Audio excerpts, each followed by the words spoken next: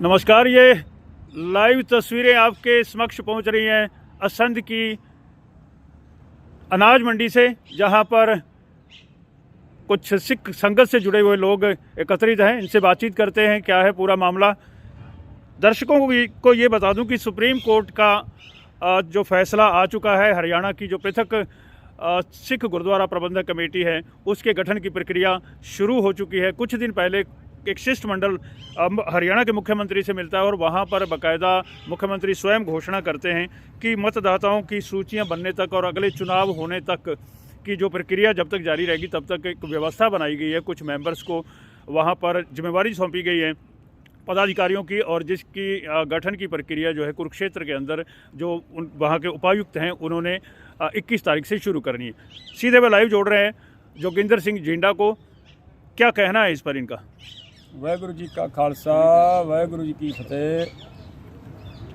हरियाणा के सिख सरदारों 2000 तो लैके 2020 तक तुसां सारियां लड़ाई लड़ी है। पहला सानू हुड्डा सरकार वरतदी रही वोटां वास्ते, ते साडी कमेटी जिहड़ी है वो ना बनी। अज जे हरियाणा के सिखां वास्ते सुप्रीम कोर्ट ने फैसला किया है दिता है, तो अज जिहड़ी कि बीजेपी सरकार है ये हरियाणा के सिखां नाल धक्का करन लग पई है। तो ये सानू सिखां नूं हरियाणा दियां नूं बिल्कुल बर्दाश्त नहीं। इहदा डट के विरोध होवेगा। जिस तरह की बहुत वड्डी बड़ी लंबी लड़ाई लड़ी है, बादल सरकार नाल भी लड़ी है पंजाब विच। इत्थे चौटाला सरकार सी, उन्हां दे भाईवाल सन, सानू हरियाणा च लड़ाई लड़नी पई। इत्थों तक काम लिआंदा है कि अज साडे नाल ये सरकार जिहड़ी है धक्का करके सरकारी जिहड़ी कमेटी बनाई है वो थोपना चाहती है, तो हरियाणा के सिख जिहड़े ने बिल्कुल नहीं थोपना देना चाहणगे। आपको क्यों लगता है कि ये सरकारी कमेटी है? क्योंकि आप ही के समाज, सिख समाज से ही वहाँ पर जो पदाधिकारी बनने जा रहे हैं, मैंबर बनने जा रहे हैं। देखो जी, हरियाणा के सिखां नूं पता ही नहीं लगन दिता सरकार ने।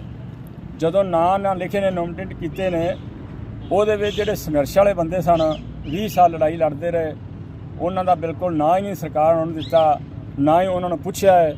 अपने ਜਿਹੜੇ वर्कर सन नहीं, जो जिंडा साहब मैं आपको रोक रहा हूँ, जगदीश जिंडा जिसने इस सारे के सारे जो आंदोलन चला 20 साल तक उसको लीड किया उन्होंने, तो वो वहीं पर थे। क्या कहना है इस पर? देखो जी, अज जगदीश सिंह झिंडा भी जिहड़ा है वो भी सरकार की झोली 'च बैठा लगता सानू, तो मगर इस तरह झिंडे साहब नूं जिहड़े हरियाणा के सिख नहीं सन छड्डने चाहिए, सारे सलाह नाल चलदे, ते अज जिहड़े इन्हां दा वर्ल्ड दे विच नां कमाया है ते वो प्रफुल्लित रहना सी। मैं तो यही झिंडा साहब नूं बेनती करना वा कि हाली भी सरकार तो पिछा हट जाण ते वधिया रहेगा। हुण 21 तरीक जिहड़ी कमेटी बननी है, सरकार सरकारी कमेटी बना रही है, ਉਹਦੇ ਵਿੱਚ झिंडा साहब जाणगे ये बहुत बड़ा। अच्छा चलो मैं आपको रोक रहा हूँ, प्रक्रिया क्या होनी चाहिए थी? प्रक्रिया तो इस तरह होनी चाहिए सी, जिवें मान लो एक बड़ा अजलास सद्या जाता, जिस तरह की कैथल हुड्डा साहब ने सद्या ही सारे सिखां दा, तुहानूं सारे उहदे बारे जानकारी है। कम से कम लखां किसान उत्थे सरदार इकट्ठे होए सन, ते उहदे विच फैसला लिया गया सी 2014 विच। 2014 तो लैके अज तक इस सरकार ने हरियाणा के सिखां नूं बिल्कुल नहीं पुछया। ते जे पुछ लेंदी सरकार वड्डा इजलास सद के, ते उहदे सरकार का ही फायदा हो जाना सी कि वोटां मिल जाणियां हन। वोटां दे सरकार नूं हुंदा है, ते अज जिहड़ा गलत फैसला लिया है ਇਹਦੇ ਵਿੱਚ वोटां का नुकसान बहुत ज़्यादा होने वाला सरकार का। कि हाली भी झिंडा साहब भी संभल जान, तो सरकार भी जिहड़ी सरकारी कमेटी थोप रही है ये हरियाणा सिखां दे नां थोपी जाए। एक बात बताइए, जो दादूवाल हैं, BS दादूवाल, उन्होंने अपने आप को सेवा मुक्त करने के लिए वहाँ मुख्यमंत्री के सामने पेशकश की थी, इस पर क्या कहना आपका? देखो जी, उस टाइम मैं भी कोल सा, सामने बैठे सा। दादूवाल जो ढोंगी आदमी है, ये बाबे जिहड़े डेरियां वाले हुंदे ने, इन्हां दे हत्थ कमांड जे पहुँच जाए तो बहुत वड्डा सिखां दा घाण हो जाएगा। कई थावां ते जिथे डेरेदार बाबे बैठे ने वो संगतां नूं यूज करके अपने ट्रस्ट वगैरह बना रहे हैं। ये बिल्कुल नहीं होने चाहिए। बाबियां दा काम बाबियां तक सीमित होना चाहिए। तो क्या लगता है कि जो मैच फिक्स था ये पहले से ही तय था? देखो जी, सानू तो ਇਹ ਕੁਝ ਲੱਗ ਰਿਹਾ ਹੈ। ਜਿਸ ਟਾਈਮ ਅਸੀਂ ਸਾਹਮਣੇ ਬੈਠੇ ਹਾਂ, ਦਾਦੂਵਾਲ ਨੇ ਬਿਆਨ ਦਿੱਤਾ ਪਰ ਮੈਂ ਜਿਹੜੇ ਉਹਨੇ ਗੱਲ ਕਹਿਣੀ ਸੀ ਕਹੀ ਹਰਿਆਣਾ ਦੇ ਸਿੱਖਾਂ ਨੂੰ, ਉਹ ਬੈਠ ਗਏ ਨੇ ਕੁਰਸੀ ਦੇ ਨਾਲ ਸੀਐਮ ਸਾਹਿਬ ਦੇ, ਤੇ ਸੀਐਮ ਸਾਹਿਬ ਨੇ ਉਹਨਾਂ ਦੇ ਕੰਨ ਦੇ ਵਿੱਚ ਕਿਹਾ, ਦਾਦੂਵਾਲ ਸਾਹਿਬ ਤੁਸੀਂ ਪ੍ਰਧਾਨ ਨਹੀਂ ਰਹੇ, ਹੁਣ ਇੱਥੇ ਅਸਤੀਫਾ ਦਿਓ। ਤੇ ਫਿਰ ਦਾਦੂਵਾਲ ਸਾਹਿਬ ਨੇ ਅਸਤੀਫਾ ਦਿੱਤਾ ਹੈ, नहीं तो दादूवाल साहब हली भी चंबड़े सन, ये नहीं सन लेना चाहते। तो 20 साल तक लंबा संघर्ष चला, उसके बाद अडॉक कमेटी बनती है, अडॉक कमेटी के बाद फिर मामला सुप्रीम कोर्ट में चला जाता है, सुप्रीम कोर्ट ने व्यवस्था दे दी। अब आपको क्या लगता है कि बड़ी आसानी से जो पावर ट्रांसफ़र हो जाएगी हरियाणा के सिखों को? बिल्कुल नहीं होगी जी, जिन्ना चिर श्रोमणी कमेटी चार्ज नहीं देंदी उन्ना चिर कोई किसी की पावर नहीं चार्ज अपने वास्ते ले लेना। जे हरियाणा के सिखां नाल मिल के चलदी, श्रोमणी कमेटी नाल हुंदी, सुप्रीम पावर नाल हुंदी, ते बड़ा सौखा काम सी। हुण 18 महीने जिहड़े सरकार कह रही है ये हरियाणा के सिखां नाल बड़ा धक्का होना है। उदों बाद जे कोई कमेटी बन के आई तो वो काबज होनी है। हाली कि 18 महीने सरकार ने जिहड़े सिखां नूं वरतना वोटां वास्ते, ये इन्हां दी सारी साजिश है। तो वहाँ ये तय हुआ था कि 21 तारीख के बाद जो कमेटी गठित हो जाएगी, पदाधिकारी गठित हो जाएंगे, तमाम जो गुरुद्वारा ऐतिहासिक गुरुद्वारे हैं उनकी सेवा संभाल का जिम्मा उनके हाथ आ जाएगा। क्या लगता है? बहुत मुश्किल ही हम तो ये बात, मेरे को तो यही लग रहा है जी, जिस दिन 21 तारीख आएगी वो पता तो उस टाइम लग जाना है। जिस तरह की उतो लॉन्च करना सरकार ने DC साहब के नूं आर्डर हो गए ने, CM साहब ने कह दिता है। जे किधरे कोई गलत फैसला ले लिया तो हरियाणे दे विच सिख जिहड़े ने, जिहड़ा कोई उतो प्रधान ਜਾਂ ਸੀਨੀਅਰ ਵਾਈਸ ਪ੍ਰਧਾਨ ਬਣ ਕੇ ਆਇਆ, ਉਹਨਾਂ ਨੂੰ ਬਿਲਕੁਲ ਗੁਰਦੁਆਰਿਆਂ ਵਿੱਚ ਨਹੀਂ ਵੜਨ ਦਿੱਤਾ ਜਾਏਗਾ ਤੇ ਉਹਨਾਂ ਦਾ ਬਿਲਕੁਲ ਡਟ ਕੇ ਵਿਰੋਧ ਹੋਵੇਗਾ। ਤੇ ਸਰਕਾਰ ਨੂੰ ਅਸੀਂ ਤੇ ਇਹ ਹੱਥ ਜੋੜ ਕੇ ਬੇਨਤੀ ਕਰਨੇ ਆ ਵੀ ਤੁਸੀਂ ਬੜਾ ਵਧੀਆ ਚਲੋ ਮਿਲ ਕੇ ਸਮਰੀਪ ਕੋਟ ਨੂੰ ਕਹਿ ਕੇ ਕਰਵਾਇਆ, ਸਰਕਾਰ ਕਹਿ ਰਹੀ ਹੈ, ਇਹਦਾ ਅਸੀਂ ਸਵਾਗਤ ਕਰਨੇ ਆ।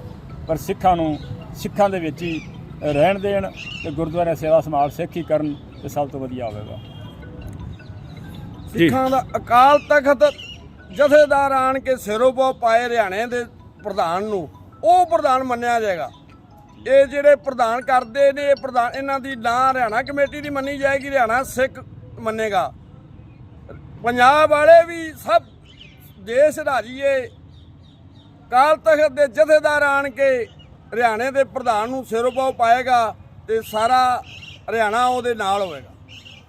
ਵਾਹਿਗੁਰੂ ਜੀ ਕਾ ਖਾਲਸਾ, ਵਾਹਿਗੁਰੂ ਜੀ ਕੀ ਫਤਿਹ। जी, तो क्या स्वरूप रहने वाला है विरोध का? मान लो जैसे आप कह रहे हैं कि तुरंत विरोध शुरू हो जाएगा, विरोध के स्वर तो आज से फूटने शुरू हो गए हैं जैसे आप खड़े हो, तो क्या किस तरह का विरोध होगा? शांतिपूर्ण विरोध होगा या उग्र विरोध होगा?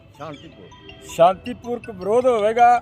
अज सारे सिखा नूं पता चल जाना है कि सन तो विरोध होना शुरू हो गया है, सारे हरियाणे तो विरोध होया शुरू हो जाएगा अज तो ही। जिदन कमेटी बननी है, जे कोई सरकार फैसला गलत लेगी, शांतिपूर्वक विरोध होएगा तो जो वोटां का चाह है सरकार नूं, बिल्कुल एक वोट सिखां दा नहीं मिलेगा। गुरनाम सिंह को जोड़ रहे हैं, क्या कुछ कहना चाहें जी? श्री वाहिगुरू जी की फतेह। मैं तो सरकार अगे बेनती करना कि 20 साल असां संघर्ष किया, हाँ जी, सानू सुप्रीम कोर्ट तो आर्डर होए, साडी कमेटी अलग हो गई। पहला सानू पंजाब वरत रहा, बादल साहब वरतते रहे, हुण साडे प्रधान हरमंदर साहब नूं पहिलां ही खट्टर तो पहिलां अपना जिन्ना इन्ना जाल बुनिया उस तो पहला ही सरोपा पा देना चाहिए, पहले कमेटी बना देनी, पावर दे देनी चाहिए।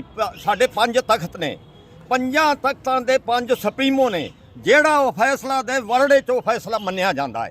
ਇਸ ਕਰਕੇ ਸਰਕਾਰ ਅੱਗੇ ਸਾਡੇ ਹੱਥ ਜੋੜ ਕੇ ਬੇਨਤੀ ਹੈ, ਤੁਸੀਂ ਆਂਦੇ ਹੋ ਫਾਇਦਾ ਹੋ ਜਾਏਗਾ, ਵਰਡ ਦੇ ਵਿੱਚ ਸਿੱਖ ਤੁਹਾਡੇ ਖਿਲਾਫ ਹੋ ਜਾਣਗੇ, ਵੋਟਾਂ 'ਚ ਤੁਹਾਡਾ ਨੁਕਸਾਨ ਹੋ ਜਾਏਗਾ। ਸਾਡੇ ਗੁਰਦੁਆਰੇ ਦਖਲਅੰਦਾਜ਼ੀ ਨਾ ਕਰੋ। ਵਾਹਿਗੁਰੂ ਜੀ ਕਾ ਖਾਲਸਾ, ਵਾਹਿਗੁਰੂ ਜੀ ਕੀ ਫਤਿਹ।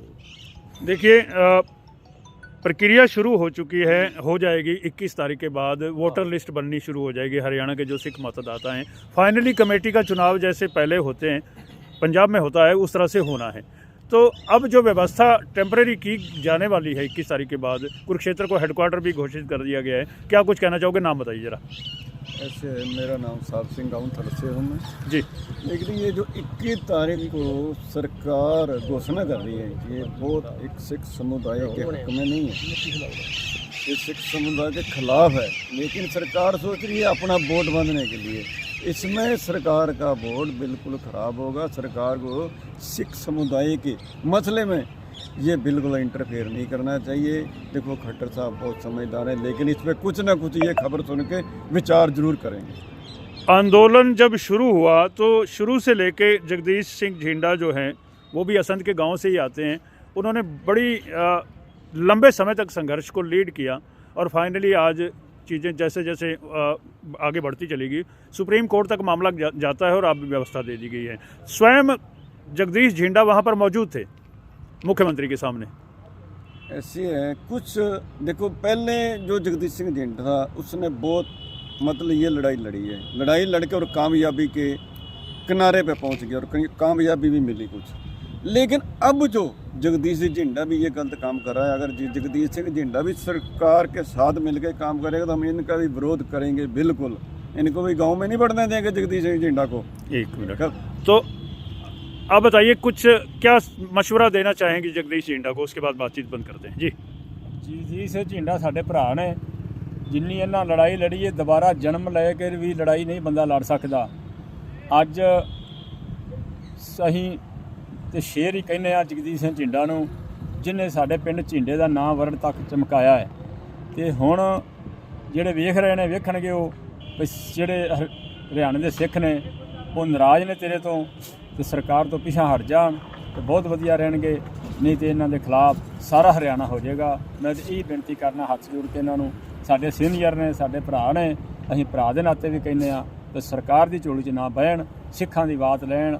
यही बेनती मेरी जगदीश सिंह झिंडा में। बहुत बहुत शुक्रिया हमसे बातचीत करने के लिए। तस्वीरें पहुंच रही थी सीधी व लाइव असंध की नई अनाज मंडी से, जहां पर विरोध के स्वर जो है अभी से फूटने शुरू हो चुके हैं।